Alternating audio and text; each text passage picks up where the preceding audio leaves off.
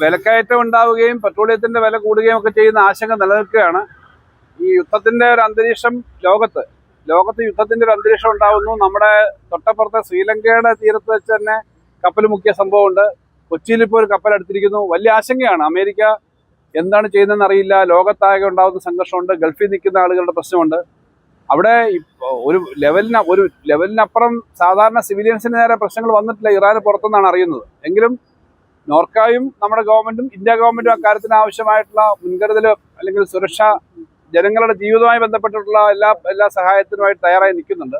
പക്ഷെ വിലക്കയറ്റം പോലെയുള്ള പ്രശ്നങ്ങൾ വരുമ്പോൾ കേന്ദ്ര ഗവൺമെന്റ് കുറച്ചുകൂടി ഇക്കാര്യത്തിൽ ഇടപെടണമെന്നാണ് അഭിപ്രായം. കാരണം ഈ ഗൾഫിലുണ്ടായ സംഘർഷത്തെ തുടർന്ന് എല്ലാ മേഖലയിലും ഒരു ചെറിയ വില കുറച്ചതിന്റെ പ്രവണതയും തൊഴിൽ നഷ്ടത്തിന്റെ പ്രവണതയും വരുന്നുണ്ട്. റഷ്യയോട് ഒരു 30 ദിവസം കൂടി പെട്രോളിയം മേടിച്ചോട്ടെ എന്ന് പ്രത്യേക അനുവാദം മേടിക്കണം. എന്നിട്ട് അമേരിക്കൻ സ്റ്റേറ്റ് സെക്രട്ടറിയുടെ അനുവാദത്തോടു കൂടിയാണ് ഇന്ത്യ അത് മേടിക്കാൻ പോകുന്നതെന്നുള്ള ദുഃഖകരമായ അവസ്ഥയുണ്ട്. അങ്ങനല്ലല്ലോ പോണ്ടേ. അമേരിക്കൻ സ്റ്റേറ്റ് സെക്രട്ടറി കൊടുക്കുകയാണ് ഒരു അനുവാദം. അപ്പോൾ ആ ഒരു സ്ഥിതി നമ്മുടെ നാടിനെയൊക്കെ ബാധിക്കും. അതുകൊണ്ട് കേന്ദ്ര ഗവൺമെന്റ് കുറച്ചുകൂടി ഇത്തരം കാര്യങ്ങളിൽ പ്രായോഗികമായ സമീപനം സ്വീകരിക്കണം, വിലക്കയറ്റം ഒഴിവാക്കാൻ എന്നുള്ളതാണ് പറയാനുള്ളത്. സ്റ്റേറ്റിന്റെ പരിമിതി നമുക്കറിയാമല്ലോ. ഇത്തരം കാര്യങ്ങളിലുള്ള പരിമിതിയുണ്ട്. സെൻട്രൽ ഗവൺമെന്റുമായിട്ട് ആവശ്യപ്പെട്ടിട്ട് ഈ കാര്യങ്ങളിൽ അവരുടെ അടുത്ത് റിക്വസ്റ്റ് ചെയ്യാൻ, ഇടപെടാൻ വേണ്ടിയിട്ട് ഈ വിലക്കയറ്റത്തിന്റെയും ഈ പ്രശ്നം വിദേശത്തുള്ള ആളുകളുടെ പ്രശ്നം സംബന്ധിച്ച് നേരത്തെ തന്നെ ഇക്കാര്യങ്ങൾ നമ്മൾ ശ്രദ്ധപ്പെടുത്തിയിട്ടുണ്ട്. അതിന്റെ കാര്യം പിന്നെ ഇത്തരം വിലവർദ്ധനവും വരാൻ സാധ്യതയുണ്ട്. യുദ്ധത്തിന്റെ ഒരു അന്തരീക്ഷം പോലെ വരുമ്പോൾ അതിനായിട്ടുള്ള ആവശ്യമായ മുൻകരുതൽ എടുക്കണമെന്നുള്ളത് സ്റ്റേറ്റ് ആവശ്യപ്പെടും. അതാ ഞാൻ പറഞ്ഞത്. അമേരിക്ക പറയുകയാണ് 30 ദിവസത്തേക്ക് നിങ്ങൾ റഷ്യയിൽ നിന്ന് പെട്രോളിയം മേടിച്ചോളൂ. കാരണം ഏറ്റവും വില കുറച്ച് ഇഷ്ടം പോലെ സാധനം കിട്ടുന്ന പെട്രോളിയം വില കുറച്ച് നമുക്ക് നമ്മുടെ മാർക്കറ്റിൽ കിട്ടാൻ പറ്റുന്ന സംവിധാനം ഉള്ളപ്പോൾ അത് മേടിച്ചാൽ നമ്മൾക്ക് വേറെ ഉപരോധമാണെന്ന് പറയുകയാണ്. അപ്പോൾ അവിടെയാണ് ഇപ്പൊ 30 ദിവസത്തേക്ക് ഇളവ് ചോദിച്ചൊരു ഔദാര്യം ചോദിക്കുന്നത്. ഒരു സാമന്ത വ്യവസ്ഥ പോലെയാണ്.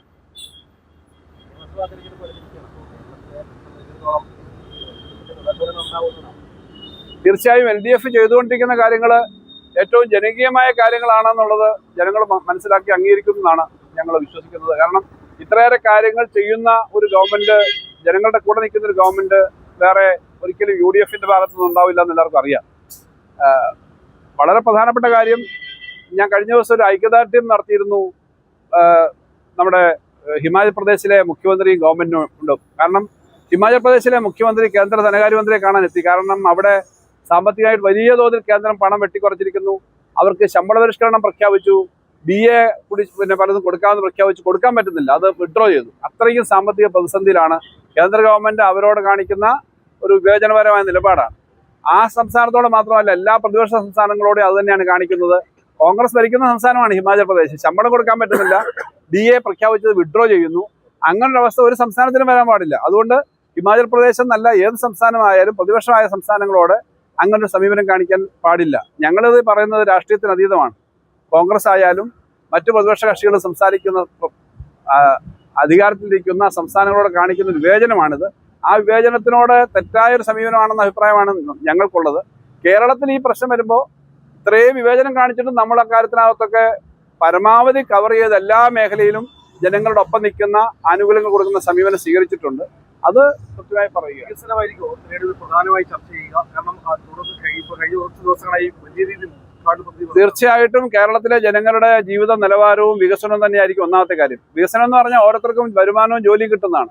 സമാധാനമുള്ള ഒരു സംസ്ഥാനം. അപ്പോൾ അതുകൊണ്ട് തന്നെ രാഷ്ട്രീയം കൃത്യമായി ചർച്ച ചെയ്യപ്പെടും. വർഗീയതയ്ക്കെതിരെ ക്രമസമാധാനമുള്ള, മതനിരപേക്ഷതയുള്ള, എല്ലാവർക്കും നന്നായി ജീവിക്കാൻ പറ്റുന്ന ഒരു സംസ്ഥാനം എന്ന് പറയുമ്പോൾ ആ രാഷ്ട്രീയമുണ്ട്. ആ രാഷ്ട്രീയം ഉണ്ടെങ്കിൽ മാത്രമേ ഈ വികസനം ഉണ്ടാവുള്ളൂ, ക്രമസമാധാനം ഉണ്ടാവുള്ളൂ.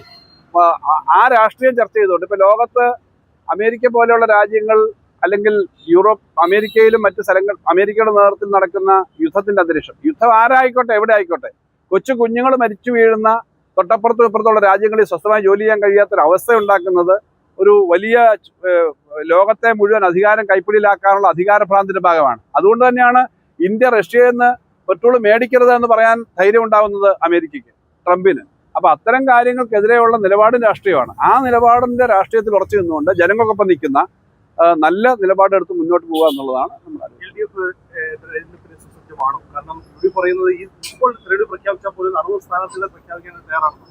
LDF തെരഞ്ഞെടുപ്പിന് സുസജ്ജമാണെന്നുള്ളതിന് യാതൊരു സംശയമില്ല. കാരണം ജനങ്ങളുടെ ഒപ്പം എപ്പോഴും നിൽക്കുന്നതാണ്. തെരഞ്ഞെടുപ്പ് എന്ന് പറയുമ്പോൾ ഞങ്ങളുടെ ദൈനംദിന പ്രവർത്തനത്തിലെ ഒരു ഭാഗമാവുന്നതേ ഉള്ളൂ. എന്നും തെരഞ്ഞെടുപ്പായാലും അല്ലെങ്കിൽ ജനങ്ങൾക്കൊപ്പമാണ് ഞങ്ങൾ. ജനങ്ങളുടെ ജീവിതം എങ്ങനെ മെച്ചപ്പെടുത്താൻ പറ്റും, ഞങ്ങൾക്ക് എങ്ങനെ ഒരു പാർട്ടി എന്ന നിലയിൽ, ഒരു മുന്നണി എന്ന നിലയിൽ ഇടപെടാൻ പറ്റുമെന്നുള്ള കാര്യം ചർച്ച ചെയ്തതാണ്. അതുകൊണ്ട് തെരഞ്ഞെടുപ്പ് എന്ന് പറഞ്ഞാൽ അതിനകത്തൊരു ഭാഗം മാത്രമേ ആകുന്നുള്ളൂ.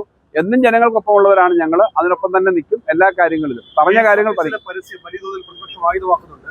സർക്കാർ അത് PR വർക്ക് വേണ്ടി ഉപയോഗിച്ചു.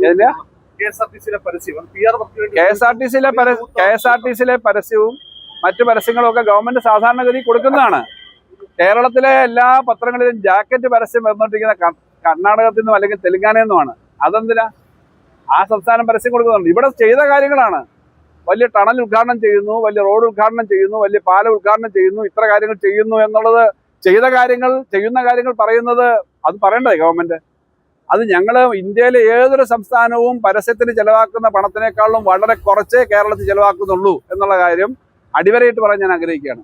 കാരണം കേരളം ചെയ്യുന്ന കാര്യങ്ങൾ ജനങ്ങളുടെ അടുത്തേക്ക് എത്തിക്കണം. ജനങ്ങളെ ഏൽപ്പിച്ചേക്കുന്ന കാര്യങ്ങൾ ഞങ്ങൾ ചെയ്യുന്നുണ്ടെന്ന് പറയണ്ടേ? അത് പറയണം.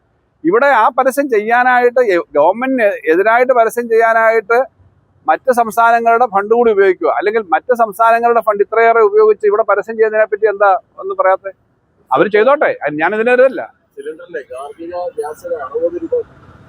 അതാ ഞാൻ നേരത്തെ ആദ്യം പറഞ്ഞത്. ഈ ഗ്യാസിന്റെ വില കൂടുന്നു, കേരളത്തിലെ ഉൾപ്പെടെയുള്ള ജനങ്ങളുടെ ഒന്നും ജീവിതം കേന്ദ്ര ഗവൺമെന്റിന് പ്രശ്നമല്ല എന്നുള്ളത് തന്നെയാണ്.